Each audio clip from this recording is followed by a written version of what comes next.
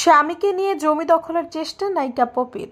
ঢাকায় ছবির একসময়ের জনপ্রিয় নায়িকা সাদিয়া পারভীন পপির বিরুদ্ধে জমি দখলের চেষ্টার অভিযোগ উঠেছে। এ নিয়ে তার বিরুদ্ধে থানায় জিডি করেছেন নায়িকার বোন ফিরোজা পারভীন। সোমবার খুলনায় সোনাডাঙ্গা মডেল থানায় জিডি করা হয়। জিডির সূত্র ধরে জানা যায়, পৈতৃক জমি দখলে নেওয়ার জন্য স্বামী আদনান উদ্দিন কামাল, কল্লুল মজুমদার শিপন সহ সোমবার বেলা 12:30 দিকে সোনাডাঙ্গা থানাধীন শিববাড়ি ভাড়াটিয়া বাড়ির সামনে হাজির হন। বাধা দিলে এক পর্যায়ে ফিরোজা পারভীন সহ সবাইকে হুমকি দেন পপি ও তার স্বামী। বিষয়টি নিয়ে পপির মা মরিয়ম বেগম বলেন, আমার মেয়েটা আগে ভালোই ছিল, কিন্তু বিয়ের পর 5-6 বছর ধরে স্বামীর প্ররোচনায় আমাদের নানাভাবে হুমকি ধুমকি দিচ্ছে।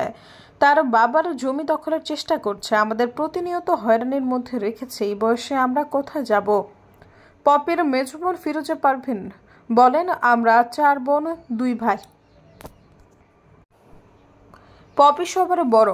সে আমাদের বাবার জমি দখলের চেষ্টা করছে অনেক বছর ধরেই। বাবার মৃত্যুর পর থেকেই আমরা হয়রানির শিকার হচ্ছি পপির মাধ্যমে। পপি ছাড়া আমরা সবাই এক আছি। আগেও আমাদের পেশি শক্তির ভয় দেখানো হয়েছে। বিষয়টি নায়ক আলমগীর, জায়েদ খান সহ আরও 2-1 জন জানেন।